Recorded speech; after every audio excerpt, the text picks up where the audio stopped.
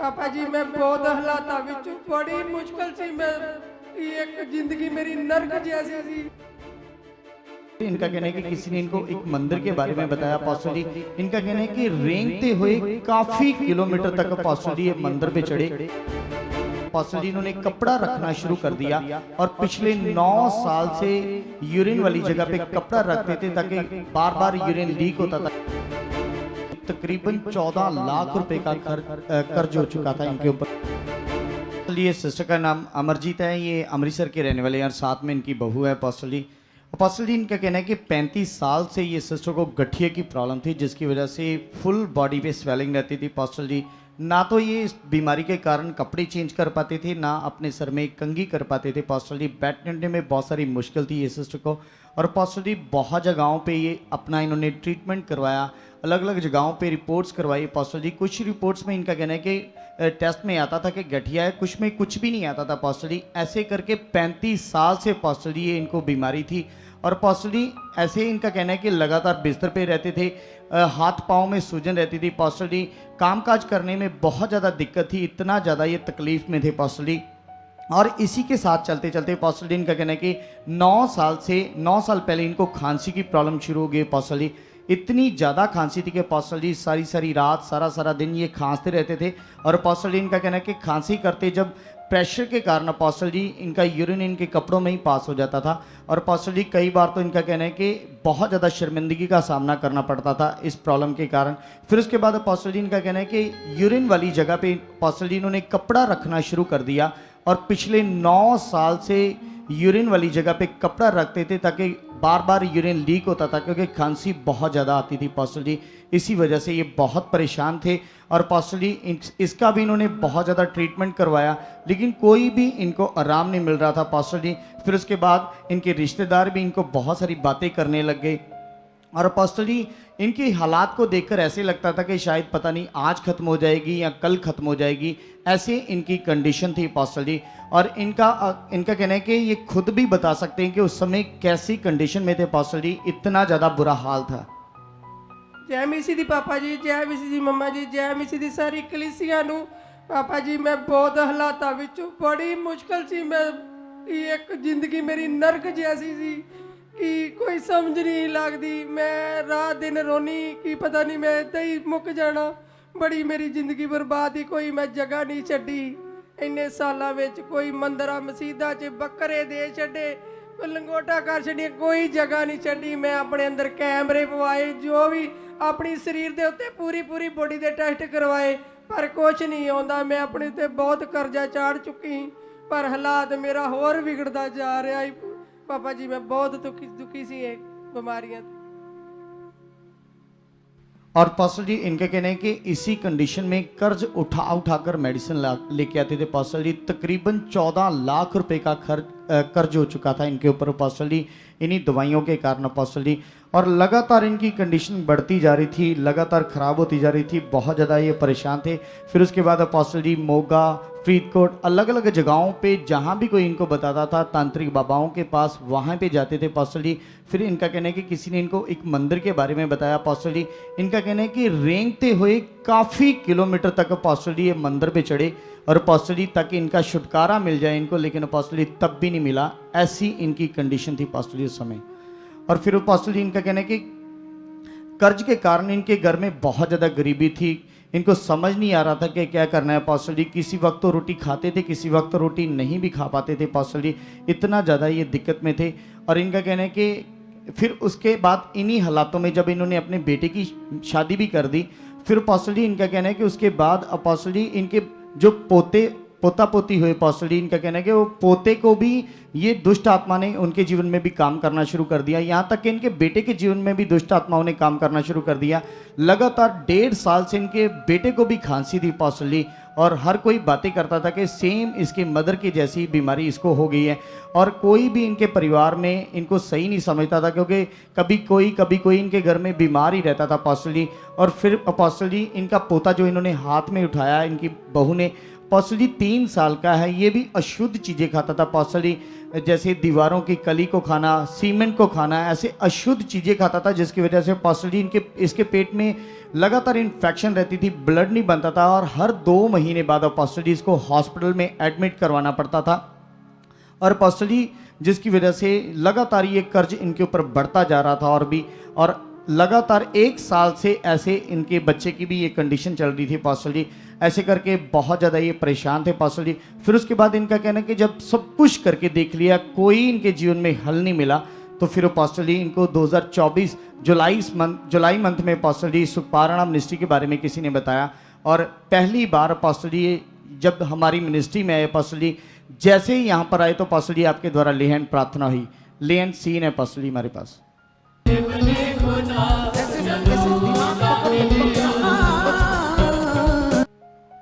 Apostle जी जैसे आपके द्वारा ये सिस्टर के ऊपर लेन प्रार्थना की गई, इनका कहना है कि उसी दिन मुझको मेरी बॉडी तकरीबन उसी समय हल्की महसूस हुई। फिर उसके बाद अपोस्टल जी इन्होंने रेगुलर मीटिंग को अटेंड करना शुरू किया, वफादारी से आना शुरू किया अपोस्टल जी। इनका कहना है कि फिर उसके बाद जैसे जैसे ये मीटिंग में आते रहे, बढ़ते गए परमेश्वर में, पास्टर जी इनका कहना है कि परमेश्वर ने इनकी जिंदगी में इतना बड़ा काम किया कि जो 35 साल से पूरे शरीर में दर्दें थी, जोड़ों में दर्दें थी पास्टर जी, दुष्ट आत्माएं काम कर रहा था, 9 साल से यूरिन लीक हो रहा था पास्टर जी, कपड़ों में निकल जाता था, सारी बीमारियों से ये पूरी तरह से आजाद है। इनका बेटा फ्री है, इनका पोता फ्री है, पूरी तरह से आजाद है। सोचो इस गवाही के बारे में, है ना। बात करो उस बहन से, जय मसीह पापा जी। जय मसीह की। अभी हम सबने सुना कि कैसे 35 साल तुम्हें जब इतनी बीमार थी, पूरी बॉडी में दर्दें, जोड़ों में दर्दें, जैसे गठिया होता है, हाँ जी, तो टेस्टों में कुछ नहीं आता था। कुछ नहीं आਉਂਦਾ पापा जी, बहुत डॉक्टर दिखाए, कुछ नहीं ਆਉਂਦਾ ਵੀ ਕਹਿੰਦੇ ਆਉਂਦਾ ਹੀ ਨਹੀਂ, ਕੈਮਰੇ ਅੰਦਰ ਪਾਉਂਦੇ ਤਾਂ ਵੀ ਨਹੀਂ, ਜੇ ਗੋਇੰਠੀਏ ਦਾ ਟੈਸਟ ਕੁਝ ਨਹੀਂ ਆਉਂਦਾ, कुछ नहीं आता था, कुछ नहीं, लेकिन आपका बुरा हाल था। बुरा हाल सी। और 9 साल बाथरूम लीक होता था, कितनी शर्मिंदगी की बात थी, कपड़े रखने पड़ते थे, सब कुछ किया, बकरे चढ़ाए, इधर उधर गए। लेकिन जब अपने बनाने वाले के पास आई, जब इन्हें समझ आया कि मेरा खुदा कौन है, मेरा बनाने वाला कौन है, जब उस पर विश्वास किया, उसके संगति से जुड़े, उसका वचन ज्ञान समझा, उस पर भरोसा किया, तो देख लो जो 35 साल में नहीं हुआ। हमने बताने में तो ये बड़ी जल्दी बता दिया, लेकिन इसे समझो, थोड़ा फील करो, फील करके देखो इस बात को, फिर सोचो इसका हालात क्या है। लेकिन किसने इसको छुटकारा दिया? बेटे को भी दिया, पोते को भी दिया, तो परमेश्वर कितना महान है। लेकिन मैंने इन लोगों का ना फेथ बड़ा अच्छा देखा। जब भी ये बहन, इन्होंने अपने बेटे को फौरन भेजा, उसके साथ धोखा हो गया, तो वो भी काम नहीं मिल रहा था। जब भी ये आते थे ना फोटो लेकर, जब मैं कभी इधर अलग टाइम आता था, निकलने वाला था, या कुछ लोगों को टीचिंग देता था, तो मैंने इनको पॉजिटिव बड़ा देखा। इन्होंने अपने हालात को लेकर इन्होंने कहा कुछ नहीं हालात, आप बस हाथ रखो, आप वर्ड दो, हमें विश्वास है सारा कुछ ठीक हो जाएगा, परमेश्वर रास्ता। ये जो उन्होंने शिक्षा पकड़ ली, पॉजिटिव बन गए, विश्वास का कानून अपनी जिंदगी में पकड़ लिया। ये जो विश्वास का कानून है ना, पकड़ना और खुदा से पक्का रिश्ता रख लेना, ये आपको एक दिन राजा बना देगा। राजा रानियों वाला जीवन दे देगा। और ये सच्ची 100% ग्रंटेड बात है। ये क्या कहना चाहते हो? अपोस्टल जी इनका कहना है कि जैसे ये हमारी मिनिस्ट्री में आना शुरू किया इन्होंने, अपोस्टल जी विश्वास के नियम को तो इन्होंने पकड़ा ही, लेकिन साथ में अपोस्टल जी अपनी गटी में भी बीज बोने के नियम को इन्होंने पकड़ा। और अपोस्टल जी रेगुलर इन्होंने बीजों को बोना शुरू किया परमेश्वर के कामों के लिए। और अपोस्टल जी इनका कहना है कि जैसे वफादारी से बोते रहे, परमेश्वर ने इतनी बड़ी इनके बेटे जो बेटा था आपका, नहीं वही वापस। बेटा कौन? वो छोटा सा बेटा बात करेगा। ਉੱਥੇ ਹੀ ਆ ਪਾਪਾ ਜੀ, ਹਲੇ ਕੇਸ ਲਾਇਆ ਹੋਇਆ ਵਾ, ਪਰ मैं इससे पूछ रहा था, जब आपका बेटा गया, सिंगापुर में गया था, हाँ जी सिंगापुर में से। धोखा हो गया था उससे? हाँ जी तो खाओ कितने पैसे लाकर गया था? 4 लाख रुपया ला के। तो वहां काम नहीं था? नहीं काम उन्होंने तो कटता ही 22 दिन ला के। 22 दिन लगाकर 4 लाख लगाकर गया, कटता ही उन्हें। तो अभी वही है? हाँ सरकार दे अंडर च ही है हाले भी। मतलब उन्होंने कस्टडी में रखा हाँ है? जी नहीं केस लाया उत्ते उन्होंने। कस्टडी में है या हाँ नहीं? जी है वा। कस्टडी में अभी हाँ भी? जी ਉਹਦਾ ਕੰਮਕਾਰ ਕਰਦਾ ਬਾਹਰ ਜਿੱਦਾਂ ਵੀ ਲੋਕ मतलब उनकी निगरानी में? ਉਹਨਾਂ ਦੀ ਰਕਰਾਨੀ ਦੇ अब ਵਿੱਚ। काम मिल गया हाँ उसको? जी काम मिलता बाहर। सुनो काम। सुनो तो देखो, एक बंदा जब तभी ये जुड़े ही थे, अभी थोड़े दिन ही हुए थे, 2-4-5 दिन हुए थे ना, हाँ जी हाँ जी। जब आपका बेटा पहले से वीजा लगाया था, हाँ जी हफ्ता की होया है। हफ्ता को हुआ था, तब ये इधर जुड़े ही थे, हाँ जी तब इन्होंने ब्लेसिंग भी ली, प्रे भी की, फिर वो चला गया। लेकिन 22 दिन काम के बाद उसको काम से निकाल दिया गया और इधर डिपोर्ट करने वाले थे, फिर पकड़ लिया, काफी कुछ सिचुएशन खराब थी। इन्होंने जो 22 दिन के पैसे थे, 22 दिन के कितने थे? 22 दिन के ਆਪਾ ਜੀ ਉਹਨਾਂ ਨੇ 90000 ਦਿੱਤਾ ਸੀ। ਅਸੀਂ 50000 ਰੁਪਇਆ ਬੀਜ ਅਸੀਂ ਪਹਿਲਾਂ ਹੀ ਕਿਹਾ ਸੀ, ਲੱਖ ਰੁਪਇਆ ਸੈਲਰੀ ਲੱਗੀ ਆ, ਪਹਿਲਾਂ ਰੱਬ ਦੇ ਅੰਦਰ ਬੀਜ। देख लो, इतना अच्छा मन था, वो 90,000 मिला, उसका 50,000 बो दिया, जबकि इनका बेटा पकड़ा गया था, तब काम नहीं था। मन देखो। लेकिन हम सोचते हैं अच्छा 4 लाख लग गया, 90,000 आया, ये भी खराब हो जाएगा, पता नहीं क्या होगा। पहले ही नेगेटिव, पहले ही गलत बातें जिंदगी में है तो नुकसान तो होना है। विश्वास से सब कुछ कर रहे हैं, और ये जिंदगी जिसने पकड़ ली वो कभी फेल नहीं हो सकता परमेश्वर के साथ। क्योंकि लोग बुद्धि बहुत लगाते हैं, अपना सिचुएशन देखकर चलते हैं, अपना वो क्या कहते हैं पल्ला देखकर चलते हैं, इतने लगाए इतने आए, ये भी बो दे। और कुछ लोग तो इतने ब्लेस्ड हैं, यहाँ से इतना कुछ परमेश्वर ने किया उनके साथ, लेकिन बोने में इतने कंजूस हैं, इतने पीछे हैं, इतना प्यार करते पैसे से। अब पूछो जो हड़ों में फंसे हुए हैं, जो बाढ़ में फंसे, उनसे पूछो, पैसा पूछा चाहिए उन्हें?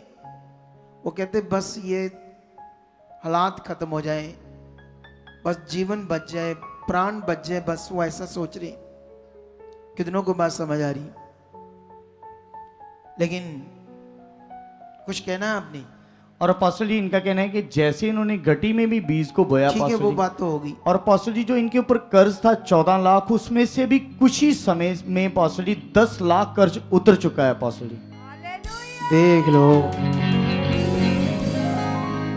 जबकि सिचुएशन में भी घटी में बोने से भी 10 लाख कर्जा उतर चुका है। अभी कितना रह गया है?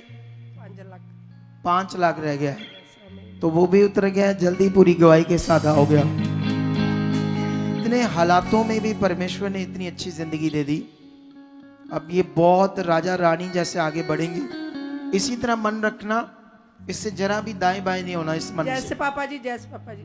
तारीफ करो इस बड़ी गवाही के लिए, जोर से जोर से जोर से हालेलुया।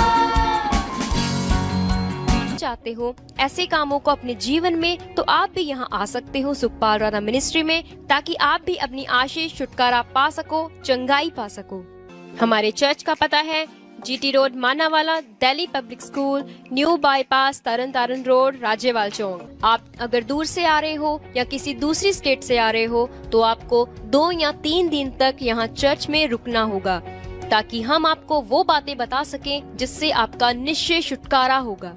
ये हमारे हेल्पलाइन नंबर्स हैं। आप इन नंबर्स पर कांटेक्ट करके यहाँ चर्च में आ सकते हो, प्रार्थना करवा सकते हो। God bless you all.